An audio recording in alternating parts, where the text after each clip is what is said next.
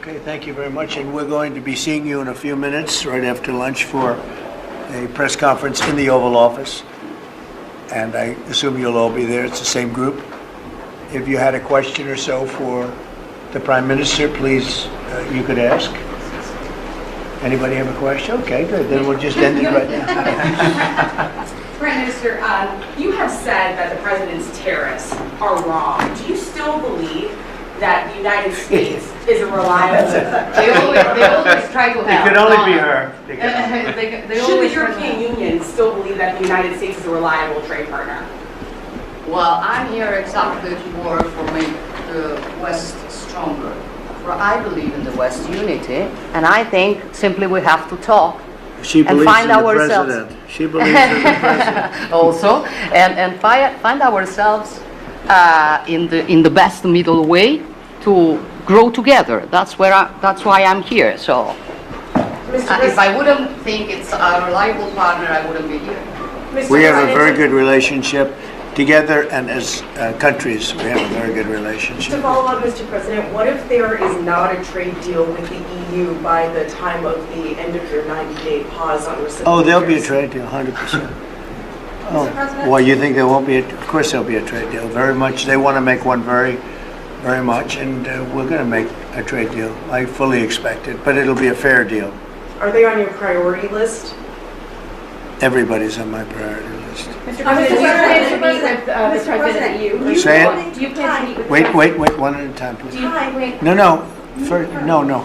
You, and then we'll go. do you plan to meet with the President of the EU, Ursula von der Leyen? Do you plan to have other meetings with EU leaders as well? Many. We had a meeting yesterday with Japan. As you know, we've had numerous talks, very, very at the highest level, frankly, with other countries. Yeah, we're doing very well, and we're moving along on trade very well. The United States was ripped off and taken advantage of by every country in the world, practically. I mean, I have to say practically, but just about everyone. That's not going to happen anymore, but we're going to make fair deals. Mr. President, given talks with Japan and Italy this week, do you expect to announce an initial trade deal with any of these countries by next At a week? certain point, yeah, we're in no rush. We're in no rush. You have to understand we're getting right now 25% on cars, 25% on steel, 25% on aluminum. We're getting a 10% baseline. We took that down just because it was, the appropriate thing to do until we decide what the number will be. And we're, taking in a lot of money, which we've never done before, frankly. With Biden, we were losing a fortune on trade. But we're moving along very nicely, and we're going to end up with a baseline of a substantial number, which we never got anything. The United States never got anything until I came along, and then I put very substantial tariffs on China, if you remember. And we took in hundreds of billions of dollars, but then we had a rigged election, and it was just one of those little things, and it got away from us because Biden allowed every country in the world to rip off the United States, and I'm here to save our country. Mr. President, on China, Mr. President, you said you have Yeah, China. You have said in the past that you aren't worried about allies growing closer to China as a result of your tariffs. And this week we saw Chinese President Xi Jinping visit with 3 of our allies. Should you be worried that they're growing closer? No. Mr. President, will you pick up the phone? Nobody can compete with us. Nobody. You said they have a good relationship with President Xi. Why not pick up the phone and call him and make a deal? Oh, we're going to make a deal.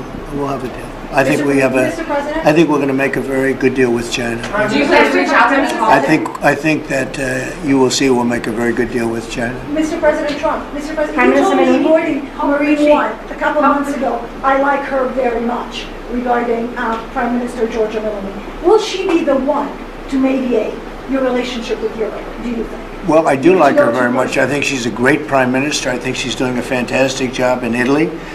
We're very proud of her. I knew her right from the beginning. I knew her as a very early prime minister, and I knew she had great talent. She's one of the real leaders of the world, and I'm very proud to be with her. I can't do better than that, right? Yes, that's fantastic. Okay, we can close the press conference. We should end the press conference. Yeah, please, go ahead. Prime Minister, how quickly can you raise your defense spending? Oh, well, Italy is the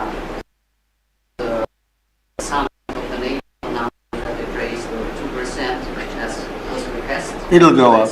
Yeah. Yes, It'll go. and then Europe. And Is then it enough, Europe, as Mr. you know, President? Do we need and It's then never enough. Europe, as It's you know, never. Europe, as you know, is committed to do more, is working on tools to allow that help the member states in increasing the defense spending. And we are convinced that everyone has to do more. Prime Minister, are you ready? Are the retaliatory tariffs that were passed before and then suspended still on the table? No, You sorry, can't please make it- repeat it. The retaliatory tariffs that the European Commission passed and then suspended, are they still on the table if you cannot make a deal with President Trump? I'm sure we can make a deal, and I'm here to help on that. I cannot deal in the name of the European Union. My goal would be invite President Trump to pay an official visit to Italy and understand if there's a possibility when he comes to organize also such a meeting with Europe. I think the best way is that we simply speak frankly about the needs that every one of us has and find ourselves in the middle. That's useful for all. I really, somebody calls me such a Western nationalism. I don't know if it is the right word, but I'm sure that to be stronger. And I have to find a way. I'm here to find the best way to make us both stronger on the two shores of the Atlantic. We're gonna have very little problem making a deal with Europe or anybody else, because we have something that everybody wants. You know what that means, right? We have something that everybody wants. We're gonna have very little problem. So we'll see you in a couple of minutes. We'll be right there in the Oval Office. Thank you very much. Thank you, Press. Thank you, Press.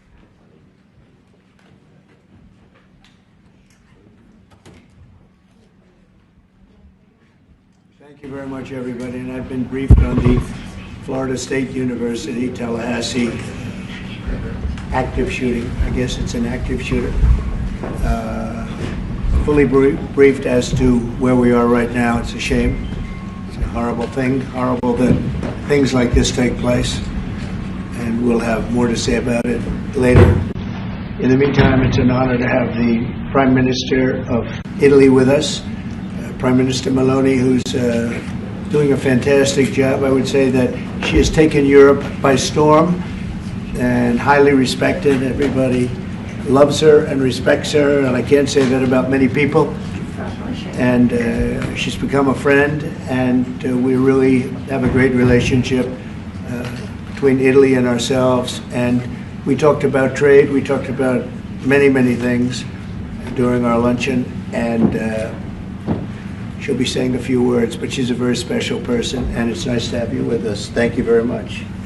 Thank you very much, Mr. President. Thank you for your warm welcome. Thank you for this occasion, which is a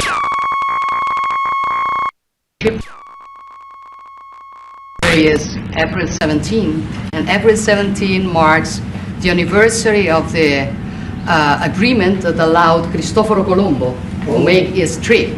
And I say to remember our ancient our ties, but also to remind that we both share another fight, which is the fight against the woke and ADI ideology that would like to erase our history.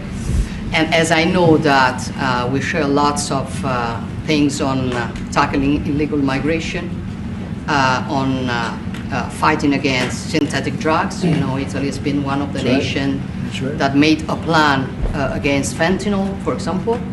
But we have been talking about many bilateral topics and things that we can do together, about defense, about economic, about economy, about space, about energy.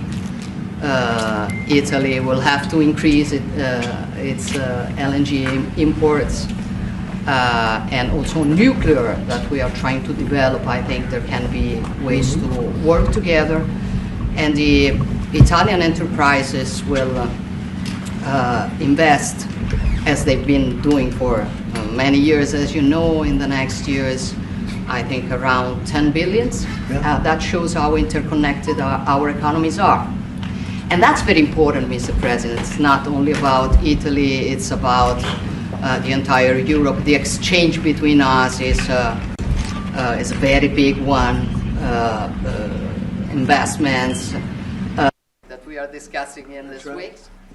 But at the end of the day, look, somebody calls me, I was saying it before, such a Western nationalism. I don't know if it is the right word, but I know if it is the right. I know that when I speak about West, mainly I don't speak about a geographical space. I speak about a civilization. And I want to make that civilization stronger. So I think even if we have some problems, okay, between the two shores of the Atlantic, it is the time that we try to sit down and find solutions. So I want to thank President Trump for having accepted an invitation to pay an official visit to Rome in the near future, and consider a possibility in that occasion to meet also with Europe. The goal for me is to make the West great again. Okay? And I think we can do it together. We can. We will keep on work on that. I'm going to close. I want to say only, I'm proud of sitting here as Prime Minister of an Italy that today has a very good situation despite the difficulties, a stable country, reliable country, 1 million more jobs in the last 2 years and a half. Great. Inflation is going down, so you forgive me if I promote a bit my country, Yeah, but you're a businessman and you understand me. So migration flows going down 60%. So we are trying to do our best, but I think we can do it even better together. Also on Ukraine, I will close.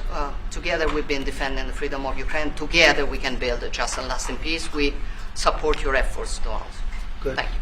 Thank you very much. I think we're doing well in that effort, but we want to get it done, and we'll see if we can. We want to save. On average, think of it, every week 2,500 people are being killed, mostly soldiers, Russian, Ukrainian soldiers. And if we can save those lives, that would be a very good thing. And so we'll see what we can do. And I think we're getting close, but we'll let you know very soon. And you've been very helpful. I appreciate it. Thank you. Any questions? On Russia,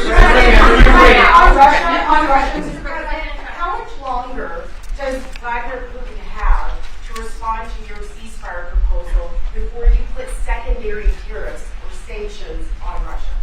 We'll see what that will be. We're going to be hearing from them this week, very shortly actually, and we'll see. But we want it to stop. We want the death and the killing to stop. Mr. President, on Jerome Powell, you said that the termination of Jerome Powell cannot come fast enough. He says he won't leave, even if you ask him to. Oh, he'll leave. If I ask him to, he'll be out of there. But I don't think he's doing the job. He's too late, always too late, a little slow. And I'm not happy with him. I let him know it, and if I want him out, he'll be out of there real fast, believe me. Yeah, go ahead. Go ahead, please. Question? Are you trying to remove him, Mr. President? Yeah, question? Mr. President, when you hit Judge Mosberg in a case against your administration, so the Constitution does not tolerate willful disobedience of judicial order. Do you agree with that statement? Well, you're going to have to speak to the lawyers. We have great lawyers. I can tell you this, we're doing a fantastic job of getting criminals out of this country who Biden allowed into the country. Hundreds of thousands of criminals, murderers and drug dealers. And I was elected because of the fact, I would say maybe that was the number one factor, a lot of reasons, the economy, a lot of things. But one of the primary reasons I was elected is because I said, I'm going to get the criminals that he allowed to come into our country so stupidly through open borders. I'm going to get them out, and I got a lot of votes, record-setting numbers of votes, as you know. We won everything, the popular vote, all 7 swing states, we won everything, and that's what the public wanted, and that's what I'm doing. But you'll have to speak to the lawyers because it's up to them. Mr. President, what do you think of the proposal from France? Say it. What do you think of the proposal from France and UK of a peace mission in Ukraine with soldiers, and do you think that Italy should take part into it? Well, I think Italy will have to make that determination, but peace missions are always good with me. I'm okay with peace missions. Yeah, please. Mr. President, have you discussed what areas of cooperation and discussed with the Prime Minister vis-a-vis Italy and the United States and Europe and the United States? And on China? We discussed it very briefly. No, we're doing very well with negotiations, I think, with all countries. And Scott could tell you a little bit, but we are doing very well. We have a lot of countries that want to make a deal. Frankly, they want to make deals more than I do. Go ahead, Scott. Would you say something first? Yeah, we've got a process in place. We're working on the big 15 economies first. We had a fantastic meeting with Japan yesterday. I believe they've been called with the EU already. And then we have South Korea coming in next week. And I believe India is also talking. That's moving very quickly. Go ahead. Ukraine's President Zelensky has evidence that China is supplying weaponry or ammunition to Russia. Do you have any evidence along those lines? And also, he said we could see a minerals deal signed this week. Is that? Well, we have a minerals deal, which I guess is going to be signed on Thursday, Scott, next Thursday, soon. And I assume they're going to live up to the deal, so we'll see. But we have a deal on that. No, I have no comment on that. I have no idea. That's his statement, not mine. Mr. President, there were reports that the UAE off the Israeli attack on Iranian nuclear facilities. Can you comment on that? Is that accurate? And they say the attack is what? That you waved off an Israeli plan to attack Iranian nuclear facilities. I wouldn't say waved off. I'm not in a rush to do it because I think that Iran has a chance to have a great country and to live happily without death. And I'd like to see that. That's my first option.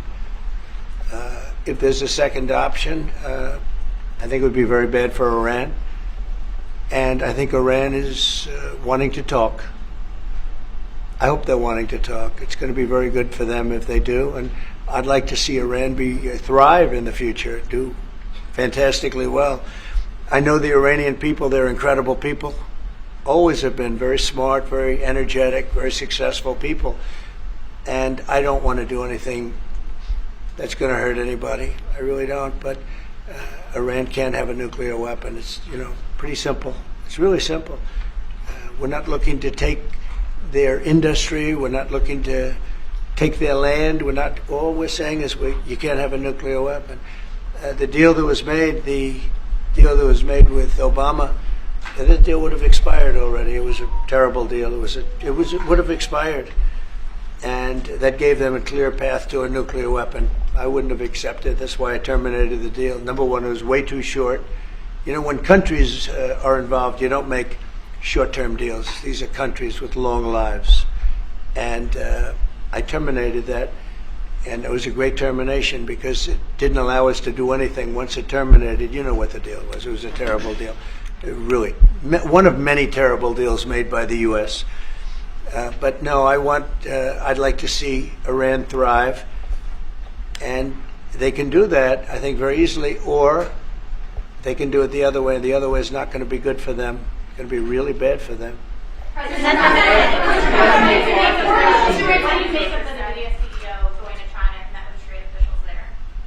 Well, Jensen's an amazing guy. He's become a friend of mine, and I don't know, he's a person that's very proud of our country. He loves our country. I'm not worried about Jensen at all. Mr. President, we're holding you in contempt. Will you take steps to return Kilmar Abrego Garcia to the United States and put him in front of a judge? Well, I'm not involved in it. I'm going to respond by saying you'll have to speak to the lawyers, the DOJ. I've heard many things about him, and we'll have to find out what the truth is. But I will say this, we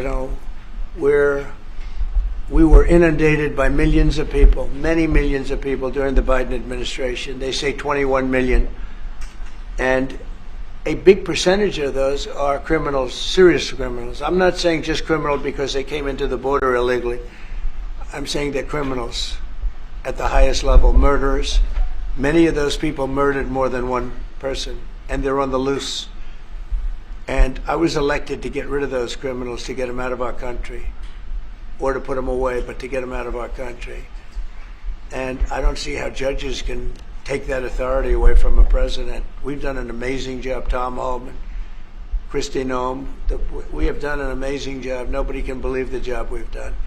Far greater than what I said. I mean, I got elected on that, but we've done much better. We have right now 99% border. It's a 99%. Nobody thought that would even be, nobody's coming through our border practically. 2 weeks ago, we had 9 people come through, all for medical reasons. We allowed them. We brought them through because one had a heart attack, one had something else, all for medical reasons. We have a great border. We had a great border 4 years ago, but we have a border now that's even tighter, and we did that in a matter of weeks. And no, we have to. We need to get murderers and drug dealers and people that were in jail for horrible. You know, they released jails, Georgia, from all over the world. They released them, not just South America, all over the world, the Congo and Africa. Many, many people come from the Congo. I don't know what that is, but they came from the Congo. And all over the world they came in, opened their jails. Venezuela, practically all of their prisoners released into our country. And we took them because we had an incompetent administration called the Biden administration. And to think what they've done to our country. And I was elected to straighten that out, and I'm doing that. But we have activist judges that don't want murderers to be sent out of our country. They don't want killers and drug dealers and drug lords and people from mental institutions. They want them to stay in our country, I guess. I don't know, maybe that's the liberal way, or as they call it nowadays, the progressive way. But I don't think it's the way that our country believes, and that's why I won in a landslide. Okay. Mr. President, you did say that you were confident these deals will be done, but you also said that you're in no rush. Americans are seeing prices rise. They're seeing it on their bills. How long can they expect that pain to last? So they've already seen it get much better, because if you were truthful, which you're not, you know, I know you very well, you have gasoline that hit $1.98 yesterday in a couple of states. You have gasoline's way down. The price of oil has dropped substantially. The price of groceries are substantially down. The price of eggs. You know, when I came in, they hit me with eggs. I just got there. I was here for 1 week, and they started screaming at me, eggs have gone through the roof. I said, I just got here. I was there for 7 days, and I hear that eggs have gone through the roof before I got there. And they were screaming at me, the press, the fake news, like you're fake. And the fake news is screaming at me, like, about eggs. I said, I've only been here, this is my 7th day. And they were right. They went up 87%, and you couldn't get them. They said, you won't have eggs for Easter, which is coming up. Happy Easter, everybody. You won't have eggs for Easter. And we did an unbelievable job, and now eggs are all over the place, and the price went down 92%. And our Commissioner of Agriculture, Brooke, has done a fantastic job. They really have done a fantastic job. So prices haven't gone up. The only thing that's gone up, actually, is interest rates, because we have a Federal Reserve Chairman that is playing politics. Somebody that I've never been very fond of, actually. But he's playing politics. Interest rates should be down now. They should be coming down. In Europe, as you know, they reduced them, I guess 7 times. It looks like they're going to reduce them again and again and again. But our guy wants to play cute. But interest rates are pretty much even. Maybe they went up just a slight bit, but that's the only thing. But that's because of the Federal Reserve, because they're not very smart people. Do you regret Go ahead. Yes, sir, please. Go ahead, please. Do you regret nominating him, Jerome Powell? Look, in the first 4 years, we had the greatest economy in the history of our country. Stock market went up 88 points. I think he's terrible, but I can't complain because we had the most successful administration economically in the history of our country. I think we're going to do even better this time, because you will see that the numbers that we're taking in are astronomical. We're taking in tremendous amounts of money with the tariffs. We were treated very unfairly on trade, and countries are having a hard time getting used to the fact that they can't do that to us anymore, because we have a real president. We have a president that understands what it's all about. We had presidents that, in some cases, were smart, but they didn't understand business, or they didn't like business, or, you know, it wasn't like a priority. And then you had, like, the last administration, the only thing they were good at was cheating in elections. That's about all they could do. They couldn't do anything. They were useless. They were incompetent. Worst administration in the history of our country. worse than Jimmy Carter. Jimmy Carter died a happy man. You know why? Because he wasn't the worst president. Joe Biden was. So I think you're going to see some fantastic numbers when this all happens. It's happening now. I mean, everybody wants to make a deal. And if they don't want to make a deal, we'll make the deal for them. Because that's what's going to happen. We'll just say, this is what it is. But we want to listen to everybody. And I think I can say for Scott and the other people that are working on it that we're listening and we're going to be very fair to people. But, you know, we're the one that really sets the deal, and that's what we'll be doing. Okay? Yeah, go ahead, please. Please. A question to our Prime Minister. Oh, you have a great Prime Minister. You're so lucky. Yes. In Italiano. Yes, that's right. Okay. I'm not sure they do agree. Presidente Meloni, volevo sapere cosa pensava del fatto che il Presidente Trump ha considerato responsabile Zelensky della guerra in Ucraina e poi se avete parlato delle spese militari e qual è il limite massimo a cui ha detto che può arrivare l'Italia, le percentuali delle spese militari. Non abbiamo parlato dei limiti massimi a cui può arrivare l'Italia, abbiamo parlato del fatto che l'Italia sta mantenendo i suoi impegni perché arriverà al prossimo vertice della NATO con il 2% che era già previsto, che è stato sottoscritto dai governi precedenti, perché siamo una nazione seria, ma non abbiamo parlato poi di quanto vada aumentata questa percentuale, anche se siamo ovviamente consapevoli che insomma, il tema della difesa sia un tema particolarmente importante di questo tempo. Per quello che riguarda la guerra in Ucraina, lei sa come la penso che ci sia chiaramente diciamo ci sia stata un'invasione e che l'invasore da quel punto di vista fosse Putin e la Russia, ma non è questo che diciamo oggi quello che rivela è il fatto che insieme vogliamo lavorare, stiamo lavorando per cercare di arrivare in Ucraina a una pace che possa essere giusta e duratura. Penso che questi siano gli sforzi sui quali condividiamo il nostro lavoro, abbiamo condiviso anche oggi il nostro lavoro. That sounded absolutely. That was so beautiful. What the hell? What did she say, please? No, I mean it sounded great. It was about. It was beautifully presented, but maybe I could hear what she said. Please go ahead. Go ahead. It was about asking. Guys, Hold it. Have some respect, please. Thank you. No, wait. I want to hear what she said. Go ahead. Yeah, Prime Minister Meloni was asked what she thinks about the fact that President Trump holds Zelensky responsible for the war in Ukraine. And Prime Minister Meloni answered, well,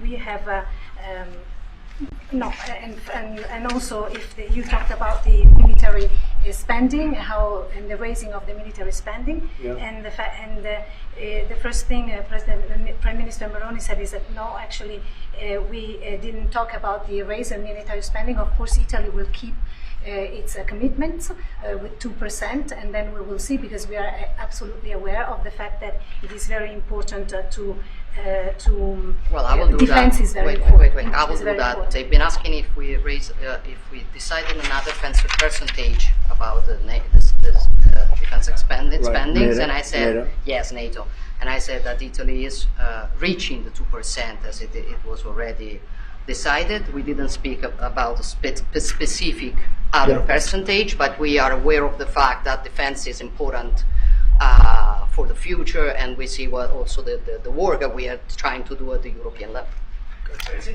And I don't hold Zelensky responsible, but I'm not exactly thrilled with the fact that that war started. That was a war that would have never started if I were president. You'd have millions of people living right now that are dead.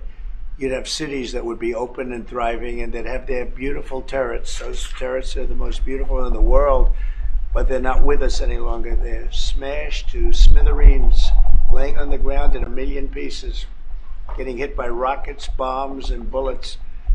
And so I'm not happy with him, and I'm not happy with anybody involved. I think it's a war. I know it's a war. It didn't happen for 4 years. It was never close to happening. It was never even a thought. And I spoke to President Putin about it a lot. It was the apple of his eye, but there's no way he would have ever gone in if I were president. Now I'm trying to get him to stop because, as you know, Russia's a lot bigger. It's a bigger military force.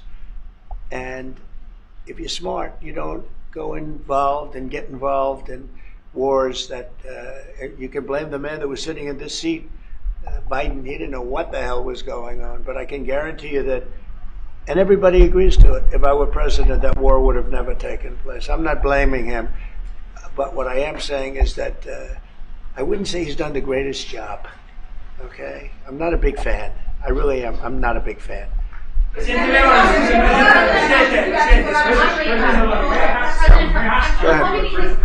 ahead. Go ahead.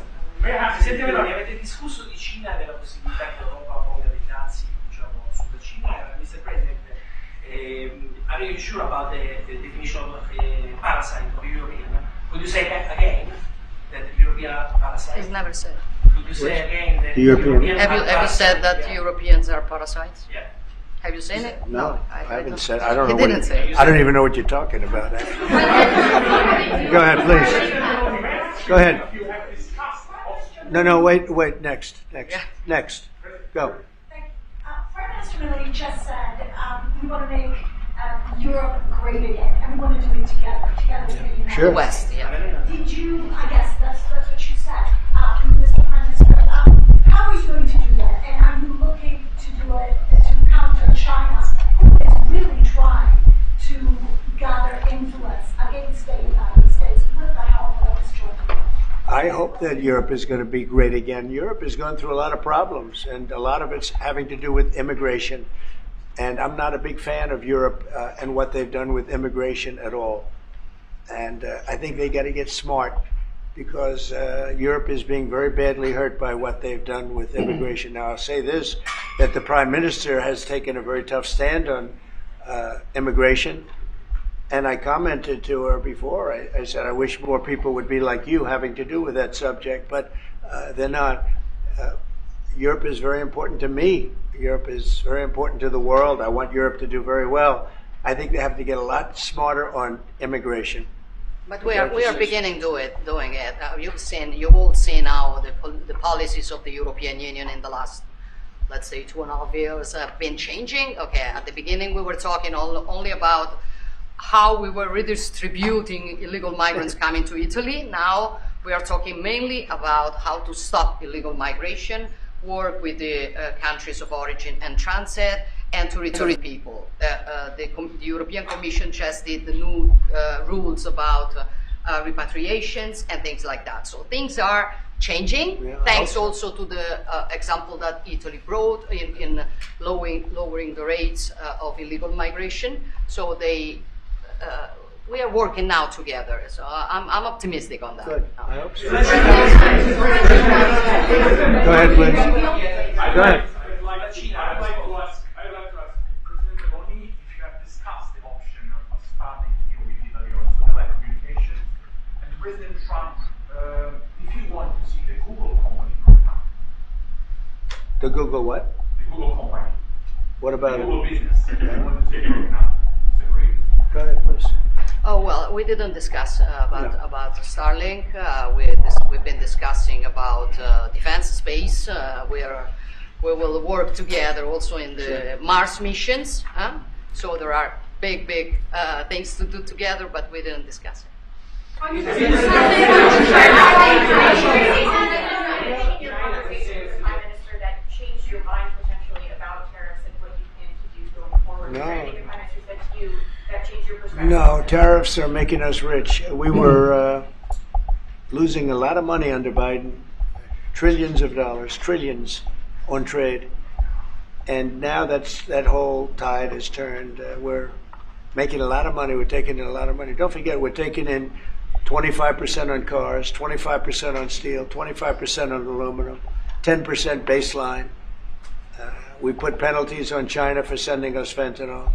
We put penalties on Mexico and Canada, 25% for allowing fentanyl and allowing the borders to be weak.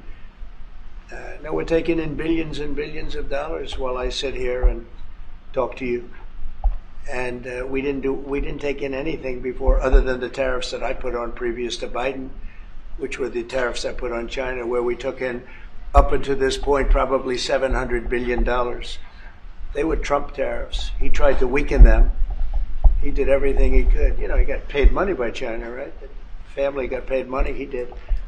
And so I don't know, maybe that was the reason or maybe it wasn't, but he tried to weaken them, but he couldn't because there was so much money that his budgets, you know, they couldn't stand not doing it.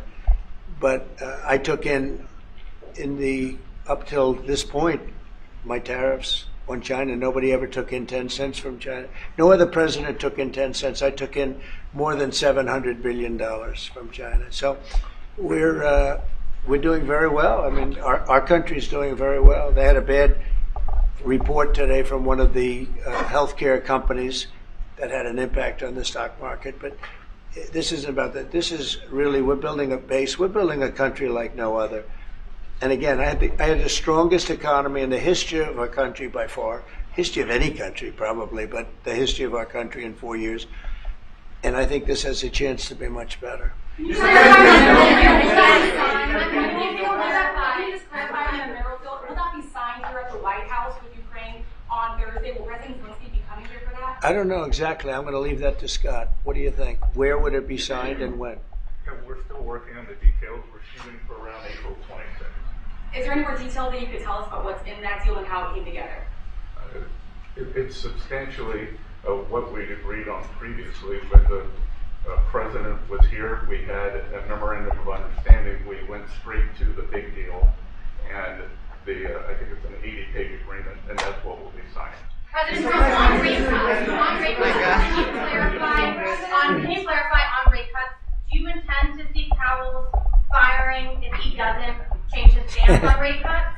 Or is that on the table? Or is that Well, I think he should do the rate cuts because I think if Europe has done it, it puts us at a disadvantage to Europe. I mean, he plays right into their hands. So I think he should do the rate cuts. We don't have really inflation now. I just said the major things are going down. Oil is great. Oil is way ahead of schedule. And that's because of our policies. But oil is down into the $60, $65 range now per barrel. And I told you, in certain states we have less than $2 for gasoline. And food is down. Groceries, as we call it, are down. Other than interest rates, everything's down. Interest rates are pretty flat. It's not that they're up, but we should be better than flat. We should, if he would lower the interest rate, I think it would have a good impact on that too. But the costs are down. We have very little inflation. I would say we have essentially no inflation. Hard to have inflation when oil goes down, and oil goes down. When Biden came in, oil went through the roof. That's what caused our problem. That and his very dumb spending. But when the oil prices go down, and they have gone down a lot, we've gotten it down really good. We've opened it up and we've gotten them down.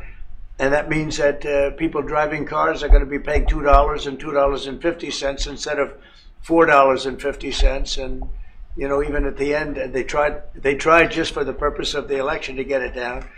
But they had really lost that sucker. That was really, it was not good.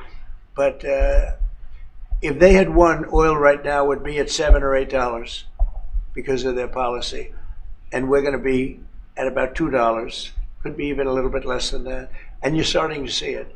So I don't know how you can have inflation when oil has come down quite a bit. And I would say the Fed really owes it to the American people to get interest rates down. That's the only thing he's good for.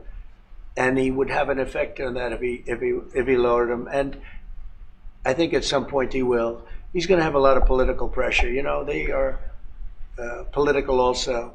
And I think there's a lot of political pressure for him to lower interest rates. Yeah? Yeah, go ahead. Please. Do you think that Italy can be your best ally in Europe? And also, do you ever notice when you go with your opponents? Only if the prime minister remains a prime minister can it be our best. she's doing a great job. And yeah, certainly one of our great allies, not just in Europe, anywhere. She's a fantastic person and doing a great job. And our relationship is great. And we have a lot of Italians in this country, I tell you, and they like Trump. And they voted for Trump. Anyway, thank you very much, everybody. Thank you. Thank you. Thank you.